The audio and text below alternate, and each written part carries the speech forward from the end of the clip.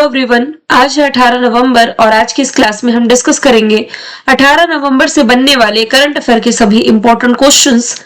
Previous class में हमने देखा था कि डब्ल्यूएचओ ने अभी हाल ही में जो वर्ल्ड टीबी रिपोर्ट 2025 रिलीज की, इसके अनुसार भारत ने पिछले 10 सालों में टीबी में 21% की कमी दर्ज करी है। दृष्टि नामक एआई आधारित freight wagon locking monitoring system launch किया इंडियन रेलवे ने। खेलो इंडिया यूनिवर्सिटी गेम्स ये राजस्थान होस्ट करने जा रहा है, जिसका शुभंकर है खम्मा घनी। अभी हाल ही में बीएसएफ ने दुर्गा ड्रोन स्क्वाड्रन नाम की अपनी पहली ड्रोन संचालन इकाई की शुरुआत की। ग्वालियर में air chief marshal AP Singh के द्वारा न्योमा एयरबेस का उद्घाटन लद्दाख में किया गया। हरियाणा राज्य महिला आयोग का ब्रांड एम्बेसडर शेफाली वर्मा को बनाया गया। 22वां अखिल भारतीय टीडीएस सम्मेलन का आयोजन भोपाल में किया गया। बिहार विधानसभा में जो चुनाव हुए 2025 के, इसमें सबसे बड़ी राजनीतिक पार्टी बनकर की उभरी भाजपा, जिसने की 89 सीट से जीती है। उत्तर प्रदेश के मथुरा के पारंपरिक जरी पोशाक को जीआई टैग मिला। मेरठ के वाद्य यंत्र बिगुल को जीआई टैग मिला। गुजरात के अंबाजी संगमरमर को जीआई टैग मिला और मध्य प्रदेश के पन्ना के हीरे को जीआई टैग मिला है। भारत फ्रांस के बीच गरुड़ वायु सैन्य अभ्यास अभी नवंबर 2025 में शुरू हुआ और जनजाति गौरव दिवस 15 नवंबर को मनाया जाता है। तो ये सभी क्वेश्चंस हमने प्रीवियस क्लास में पढ़ लिए थे। आप लोगों के लिए जो क्रैश कोर्स लॉन्च किया गया है 2025 का कंप्लीट डेटा जनवरी से दिसंबर 2025 तक का कवर कराया जा रहा है बायलिंगुअल। साथ ही में इसमें आपको टॉपिक वाइज करंट अफेयर देखने को मिलेंगे, जिसका डेमो क्लास अपलोड हो चुका है, यानी कि फर्स्ट क्लास इसकी एज अ डेमो अपलोड कर दी गई है एप्लीकेशन पर, कल्याणी मैम ऑफिशियल पर। ये आप जरूर जाकर के देखिए ताकि आपको ये पता चल सके कि कंटेंट हम किस तरीके से प्रोवाइड करा रहे हैं। साथ ही में यदि एप्लीकेशन पर इशू है तो YouTube पर इसका एक डेमो क्लास मैं आप लोगों के लिए प्रोवाइड करा दूंगी।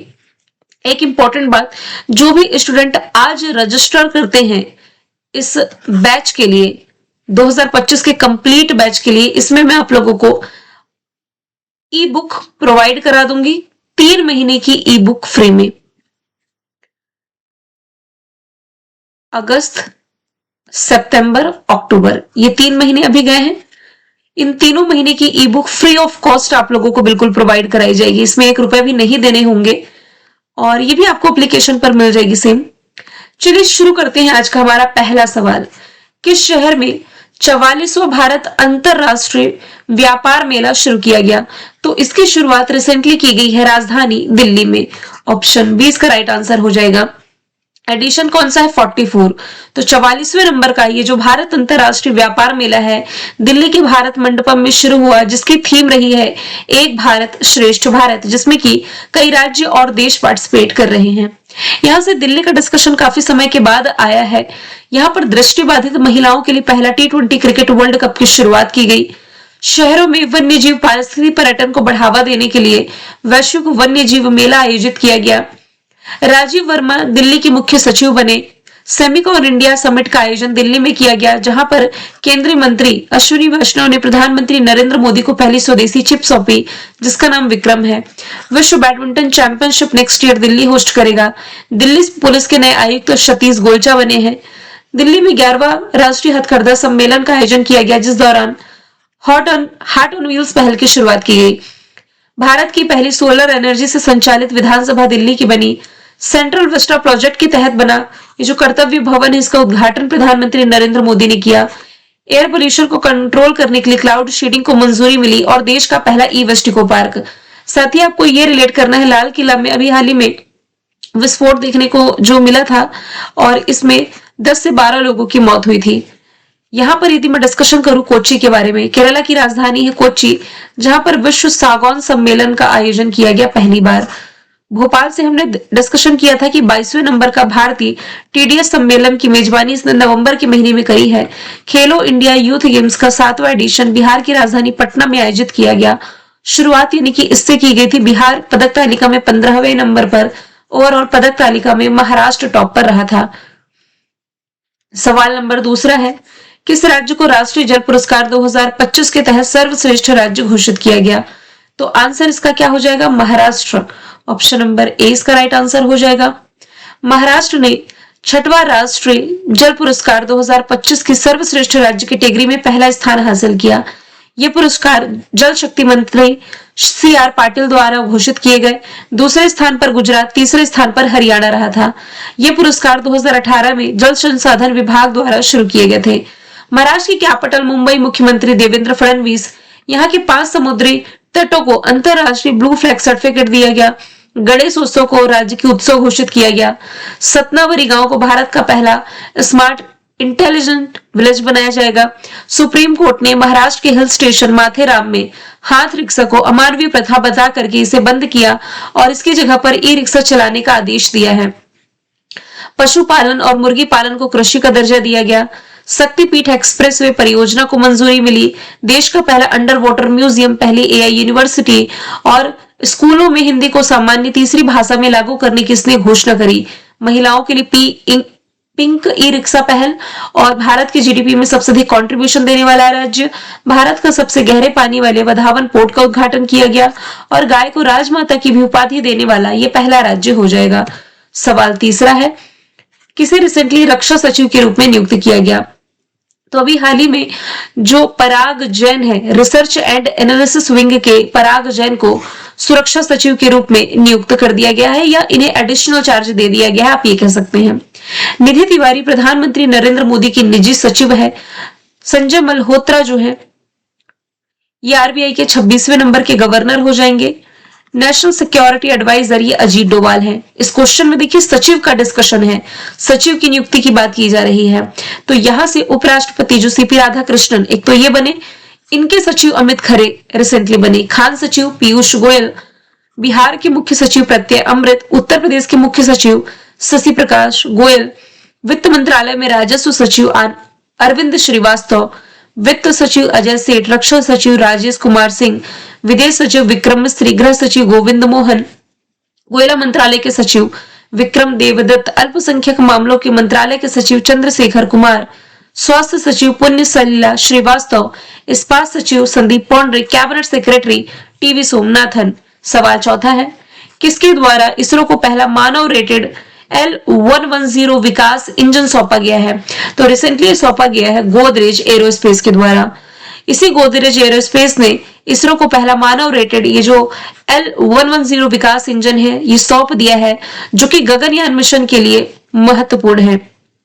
इसका उपयोग अंतरिक्ष यात्रियों को पृथ्वी की कक्षा में ले जाने के लिए किया जाएगा।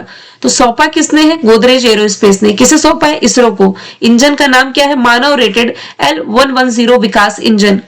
और इसका उपयोग क्या होगा? तो LVM-3 रॉकेट में जो गगनयान मिशन के लिए क्रू मॉडल को अंतरिक्ष में ले जाने का ये काम करेगा।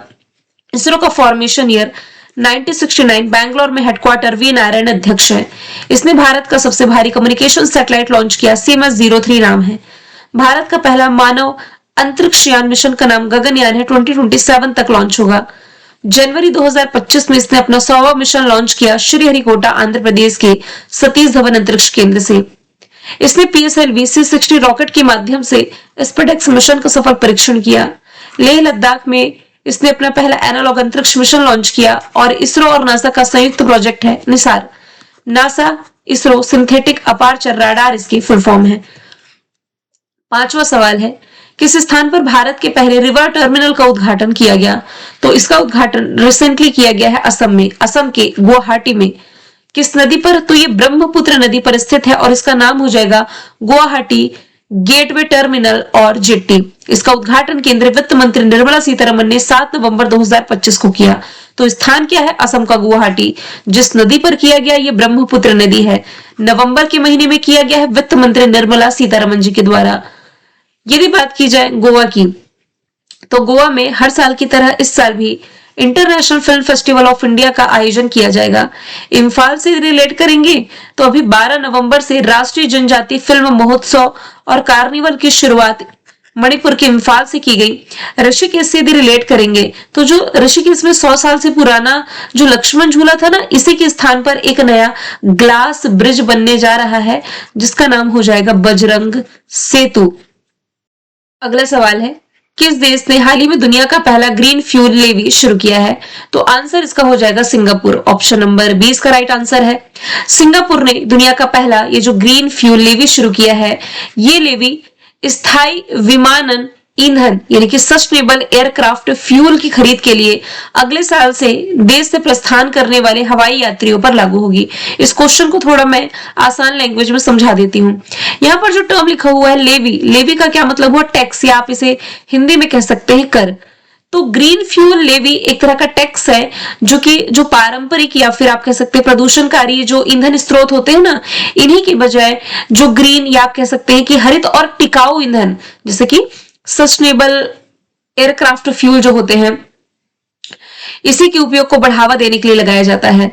इसका पर्पस है कि पर्यावरण पर पड़ने वाले जो निगेटिव इफेक्ट है इसे कम करना।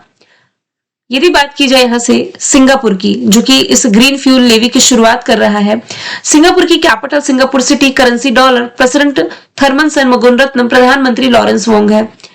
अभी हाल ही में इसी सिंगापुर ने भारत की मलक्का जलडमरू मध्य गश्ती योजना का समर्थन किया है। पैसिफिक रिच 2025 अभ्यास सिंगापुर में शुरू किया गया, जिसमें कि भारतीय नौसेना का जहाज आईएनएस निस्तार और सबमरीन रेस्क्यू यूनिट ने पार्टिसिपेट किया। आर्थिक स्वतंत्रता सूचकांक में सिंगापुर टॉप पर, भारत 128+ पर है। सिंगापुर ने असम के मशहूर सिंगर जुबीन गर्ग के नाम पर एक आइलैंड का नाम रख दिया है, जुबीन गर्ग आइलैंड। अब देखिए इस क्वेश्चन में डिस्कशन आया है दुनिया के पहले देश का, तो आप एक स्लाइड के माध्यम से रिवीजन कर सकते हैं। दुनिया में पहली बार पीढ़ीगत धूम्रपान प्रतिबंध लगाया मालदीव ने। दुनिया में पहली बार थोरियम से यूरेनियम ईंधन में सफलतापूर्वक रूपांतरण चाइना ने किया। दुनिया का पहला सफेद इबेरियन लिंक्स खोजा गया स्पेन में। दुनिया की पहली बंद ईंधन चक्र परमाणु ऊर्जा प्रणाली बनाने की घोषणा रशिया ने करी। किस देश के स्टैनफोर्ड और आर्क इंस्टीट्यूट ने दुनिया का पहला एआई जनरेटेड जीनोम बनाया? तो ये अमेरिका है। दुनिया के पहले ब्लैडर का भी ट्रांसप्लांट अमेरिका ने किया। सिलिकॉन के दुनिया के पहले कंप्यूटर ये अमेरिका ने विकसित किया। दुनिया की पहली गैर बाइनरी चिप लॉन्च की चाइना ने। दुनिया का पहला जेट संचालित उड़ने वाला ह्यूमनॉइड रोबोट इटली ने लॉन्च किया। अफगानिस्तान में तालिबान सरकार को ऑफिशियली तौर पर मान्यता देने वाला पहला देश रसिया है। किस देश के वैज्ञानिकों ने नवजात शिशु और छोटे बच्चों के लिए मलेरिया की पहली दवा विकसित की? स्विट्जरलैंड। कौन सा देश जलवायु परिवर्तन के कारण दुनिया की पहली नियोजित पलायन योजना शुरू कर रहा है?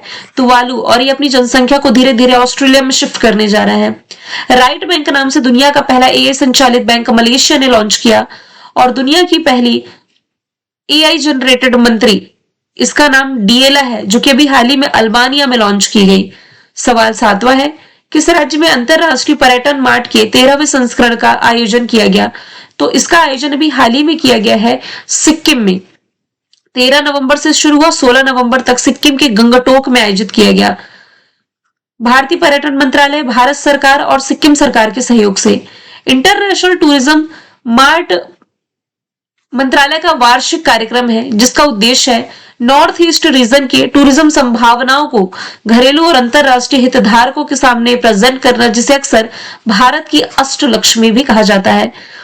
जैविक खेती लागू करने वाला पहला राज्य सिक्किम है, पहली बात तो ये। और सबैटिकल लीव योजना शुरू करने वाला, सरकारी कर्मचारियों के लिए सबैटिकल लीव योजना शुरू करने वाला भी पहला राज्य सिक्किम हो जाएगा।